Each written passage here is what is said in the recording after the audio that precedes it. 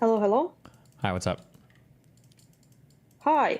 Hello. I'm with the news and with the question, if you have 5 minutes. Yeah, go for it. Is the fact that we finally used long-range missiles at Russia, in particular storms, 12 of them, blew up the command center in Kursk region. We don't know the numbers yet, but Russians are screaming nonstop on their channels about big losses in command personnel, both Russian and North Korean. So that happened. And afterwards, there have been a message to a lot of ambassadors, things like that of the United States, of Europeans kind to hide basically because Russians were supposed to do some major big attack for that, I suppose, because of that decision that to allow Ukraine to finally do something with the missiles we have been given. And we waited for it. Like everyone was like, goodbye Ukraine, like gonna be nuked. Now finally Russia will start bombing Ukraine as if, it didn't happen for 3 years.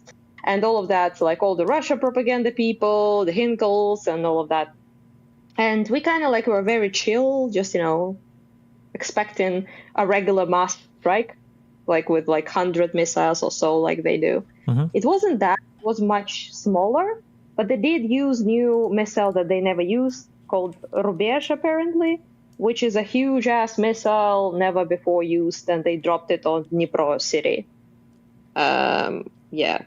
So that happened, but like we are still unnuked and still exist. What can you do? So all of that news is interesting and cool, but my question to you though is, Chink, right? Yuger? Yep. I think you in person even, right? I've talked talked with to him a him lot. and Yeah. shit. I will send you a thing on like a personal message. Can you explain this man? And people like him. So there are obviously paid by Russia. I have sent you the tweet on via personal message. So there are people that are paid by Russia that are spreading that nuclear war will happen, World War III, we should drop Ukraine, otherwise World War III. We crossed Putin's red lines 10,000 bajillion times and nothing happened, but they still proceed with that sort of talk, right? There's like evil cunts who want us to die and disappear, just genuinely pro-Russian, right? You can be both as well. You can be paid and an evil cunt, and then you can be Chink. So I don't think it's paid by Russia. No, it's just this is the populist like signaling on every war thing. Populists in the U.S. at least are just like very isolationist and very protectionist. So for foreign policy, they just want to be involved in nothing, and for economics, they just want to like tariff and block everything. Basically, that's just and people just think it's better that way. It's ever since the Iraq War, there's like this idea that the U.S. shouldn't be involved in anything overseas. Basically, is kind of like where a lot of the thought is for any of these types of people. I just with this tweet, there's literally no difference between him and Donald Trump Jr. In a sense, Donald is somehow more cringe, but he's Trump, gotta be more cringe, I suppose. But overall, just what would people like him are not paid by Russia, and I don't think he's an evil cunt. He doesn't come across as an evil cunt, right? So it's just what is his suggestion? What are we supposed to do? So he doesn't just give a fuck, or he thinks if the entirety of Ukraine's, you're never gonna get. Yeah, the thing is, you're never gonna get a real answer from these people, because what these people will do when you start to push them is so you'll point out that well, what if this country is encroaching on another country's territory? What should we do? And then they'll say, well, we shouldn't have been involved in the first place. If America is at fault now for giving Ukraine weapons, then America is also at fault because of NATO expansionism for making Russia invade Ukraine. It's always going to be the West's fault for some reason, and the solution is always going to have been to have never had the West become involved at all. Basically, is what they'll say. Yeah. But the West wasn't involved. They prohibited fucking everything for 3 years. Yeah, I mean, I understand that. That, I don't know. Yeah, you're not. Yeah. You don't have to argue against me. I'm just saying that that's what they'll say. They'll say in 2014, the Victoria Nuland call proves that we couped the government in Ukraine, and all of it was set up by the West, and it was NATO expansion, and not an inch eastward, and the promises broke. That's always what the arguments are. It's But if you bring up the fact that we weren't in NATO and like our constitution prohibited us joining NATO, and only conversations about joining NATO began like after full-scale invasion at all, like if you bring any of that up, then what do they say though? I don't know. Like, I've never got. Most of these people don't want to go into the weeds that much on this because they don't. Yeah. So, but yeah, it's all stupid stuff. Yeah, but I just like, I wish some of them would just say like, people who are like afraid of like escalation and things like that, who are genuine, who are not like, you know, doing Russian propaganda, but being basically useful idiots, right? They're like, I wish they would just be a little bit like, I don't know, like precise, honest is the word perhaps, like what is supposed to happen then? So just what's the plan? Like, why do they think we should, why they expect us to fucking roll over and die? I just don't understand. Like, obviously we don't want to do that, and we won't do that. It's just it's, and he's like so pro Gaza, like, you know, Israel genocide, blah blah blah, like all of that, right? And why is it okay to do with Ukraine? We didn't even fucking attack them first. So yeah, I mean that's what they but I mean it's stupid, but I mean this is just like the populist take on foreign policy is really dumb. Well, I guess, do you consider a person like that even like a ally in sort of like Democrats or like liberals and people like that? Because they're not, like, in my opinion, they're like, you know, they're leftoids, and they're like really I mean, he probably supported Kamala, right? I think. I mean, it depends on who the person is. I would say Cenk is probably not an ally, but not because of this take. I think there are some dumb. I think there are some dumb like takes on foreign policy for people that can be convinced. But for these people, the facts are not as relevant. It's more of just like a foundation of like America bad and like West bad. So it really doesn't matter what argument you make or what you'll say. There's going to be a reason why they'll support Hamas on October 7th, but they'll be opposed to, you know, Ukraine defending itself from Russia. It's because it's all through the lens of like everything in the West is bad. And even if like people in the East are doing bad things, it's really just because of the West. I don't remember if it was Hassan or somebody else was making this argument that like, you know, you guys are mad. You guys say that like Arab countries don't have gay rights and all that stuff. It's just because the West bombs them. And like, if they'd stop bombing them, they'd probably have like LGBTQ status by now. It's just like stupid. It's like the dumbest shit you've ever heard. But that's like the foundation that all the criticism comes from. So yeah, it's fucking stupid. Yeah. Hassan said that it's because the West bombs them. Well, somebody can find the clip. Somebody can find the clip. I don't remember if Hassan said this or not. I think it might have been, or it might have been somebody different. Somebody can find it, but I don't want to quote 100% of that. But I remember. I feel like I remember hearing that from somebody. So it's stupid, you know. Oh damn, dude! That's like the most that's. Yeah, well, I don't know if you can show this. Probably you can. Like, there's no blood or anything, but that's like this gigantic missile. I sent you the tweet that they thrown at Dnipro, which is like 6 missiles in a one, I suppose. It's like this gigantic shit that it kind of like does this projectile of like 6 missiles at once. Yeah, so I don't know if this was actually like I know that people say ICBM. I don't know if this was the missile range or whatever was considered like ICBM class or whatever.